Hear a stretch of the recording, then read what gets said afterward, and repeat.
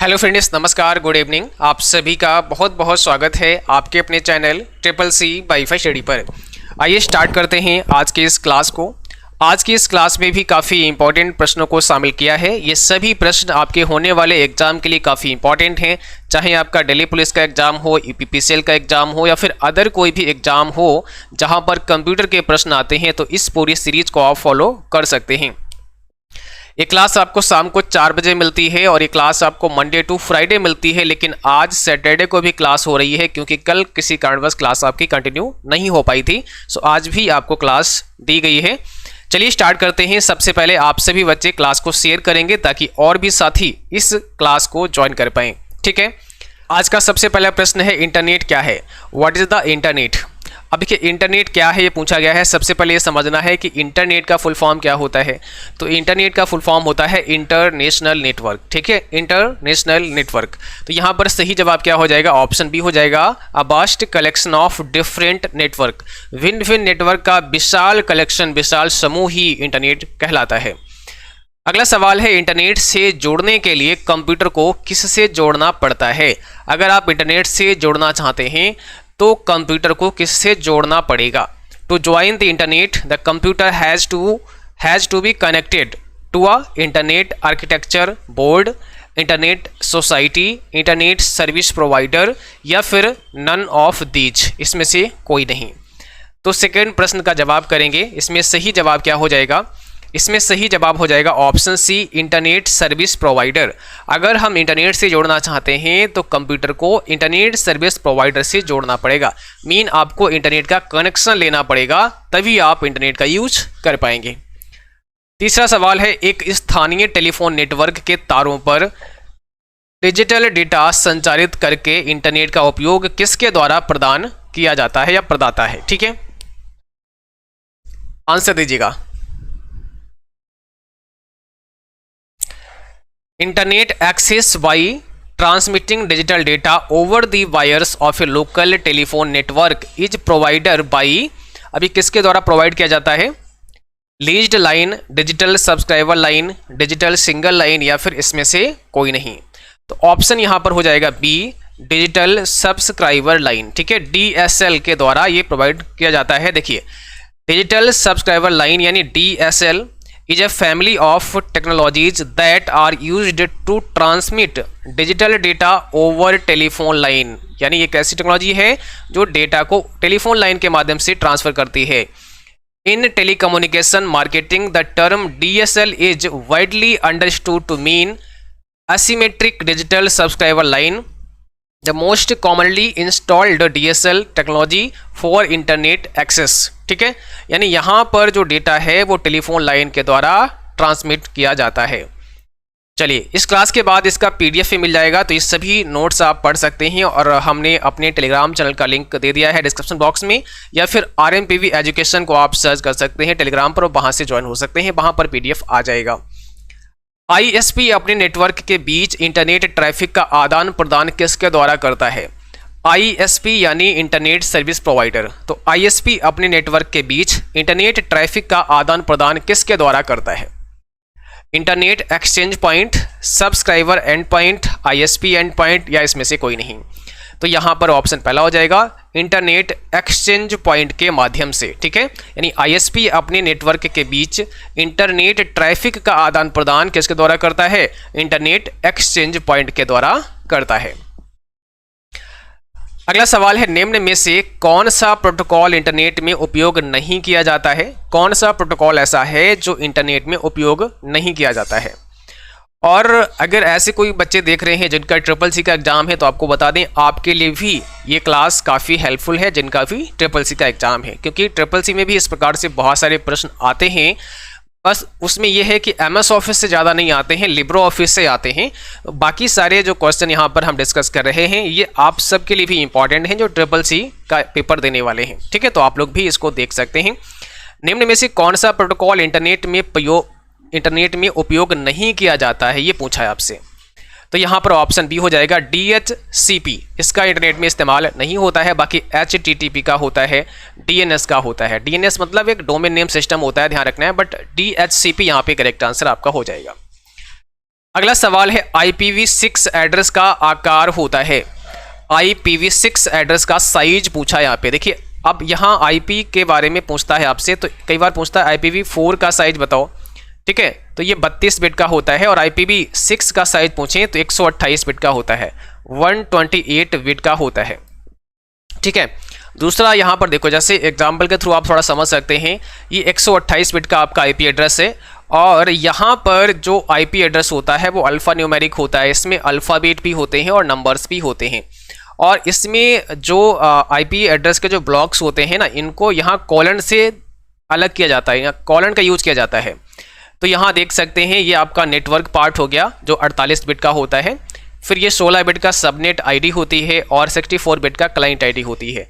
Total 128 bit होता है। एक पूरा जो ब्लॉक होता है ये वाला, ये आपका 16 बिट का होता है। कितने का होता है? 16 का होता है, ठीक है। और ऐसे कितने ब्लॉक होते हैं? 8 ब्लॉक होते हैं। जैसे एक यहाँ हो गया, दूसरा ये हो गया, तीसरा ये हो गया, चौथा, पाँचवा, छठा, सातवां, आठवां, टोटल 8 ब्लॉक होते हैं। और इसमें अगर आपसे पूछें कि IPv6 का जो एक डिजिट है ना वो कितने का होता है, तो 4 बिट का होता है। एक डिजिट 4 बिट का होता है, इसलिए पूरा 128 बिट का होता है। इंटरनेट किस पर कार्य करता है?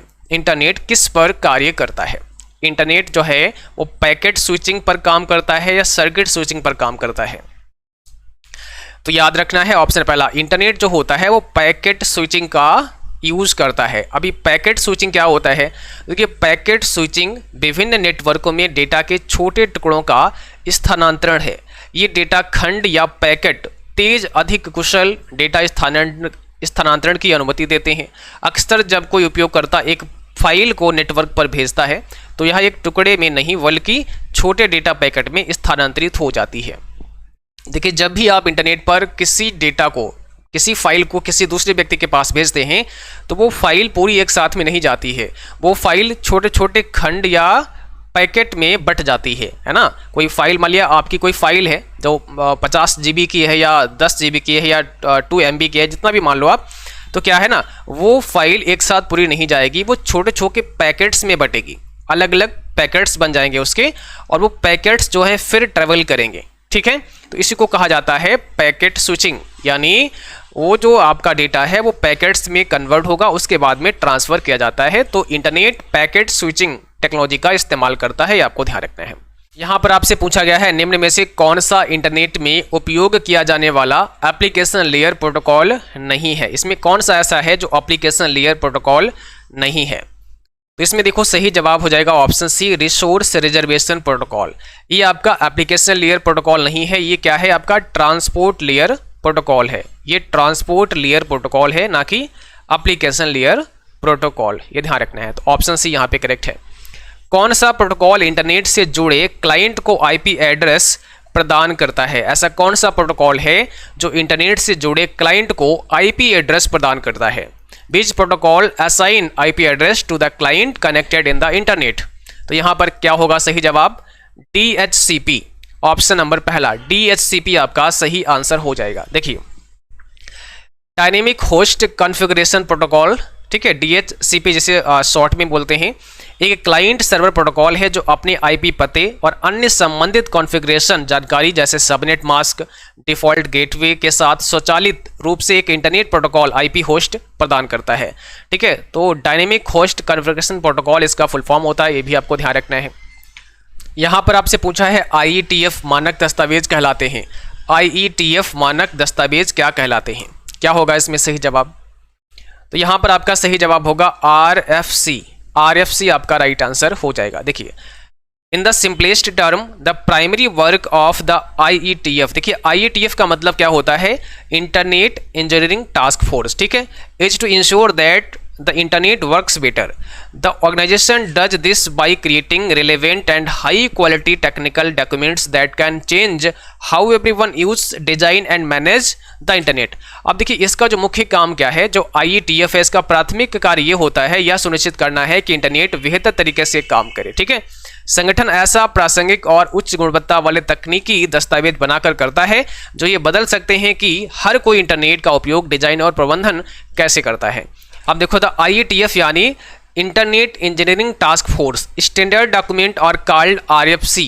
अब RFC का मतलब क्या होता है? Request for comments that describe the behaviour, method और innovation applicable to the working of internet. ठीक है, IETF मानक दस्तावेजों को RFC कहा जाता है। RFC का अर्थ है रिक्वेस्ट फॉर कमेंट्स, जो इंटरनेट के कामकाज पर लागू होने वाले व्यवहार तरीकों या नवाचारों का वर्णन करता है।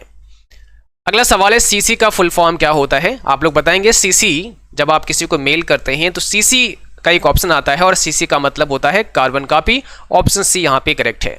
चलिए यहाँ पर आपको बताना है डेटा की संरचना या स्वरूप को कहा जाता है। डेटा की संरचना या स्वरूप को कहा जाता है, क्या होगा इसमें आपका राइट आंसर? बताइए। ऑप्शन यहाँ पे पहला हो जाएगा सिंटैक्स। क्या कहा जाता है? सिंटैक्स कहा जाता है। आगे बढ़ते हैं। अगला सवाल है पहला नेटवर्क कौन सा है? पहला नेटवर्क कौन सा है बताओ। फर्स्ट नेटवर्क की बात की गई यहाँ पे, सही जवाब क्या हो जाएगा? तो आंसर हो जाएगा ऑप्शन डी ARPANET, जो कि पहला नेटवर्क था दुनिया का, है ना। The precursor of today's internet, ARPANET was created by the US department of defence in 1969। आज के इंटरनेट के अग्रदूत ARPANET को 1969 में अमेरिकी रक्षा विभाग द्वारा बनाया गया था। तो ARPANET यानी advance research project agency network को 1969 में अमेरिका की रक्षा विभाग द्वारा बनाया गया था, जो कि आज का जो इंटरनेट है इस पर ही चलता है या इसके कॉन्सेप्ट को ही यूज करता है आज का इंटरनेट। ठीक है, फाइल एक्सटेंशन प्राप्त करने के लिए निम्न में से किस विकल्प का उपयोग किया जाता है? अगर आप फाइल एक्सटेंशन प्राप्त करना चाहते हैं तो आपको क्या करना पड़ेगा? प्रॉपर्टी चेक करना पड़ेगा। ऑप्शन बी है, प्रॉपर्टी पर आपको जाना पड़ेगा। चलिए यहाँ पर आपसे पूछा गया है निम्न में से कौन सा कंप्यूटर नेटवर्क दूसरे नेटवर्क के शीर्ष पर बनाया गया है? कौन सा कंप्यूटर नेटवर्क दूसरे नेटवर्क के शीर्ष पर बनाया गया है? तो इसका सही जवाब हो जाएगा ओवरले नेटवर्क। कौन सा नेटवर्क? Overlay network. देखिए, एक ओवरले नेटवर्क एक वर्चुअल या लॉजिकल नेटवर्क होता है। कैसा होता है? एक वर्चुअल या लॉजिकल नेटवर्क होता है जो मौजूदा भौतिक नेटवर्क के शीर्ष पर बनाया गया है।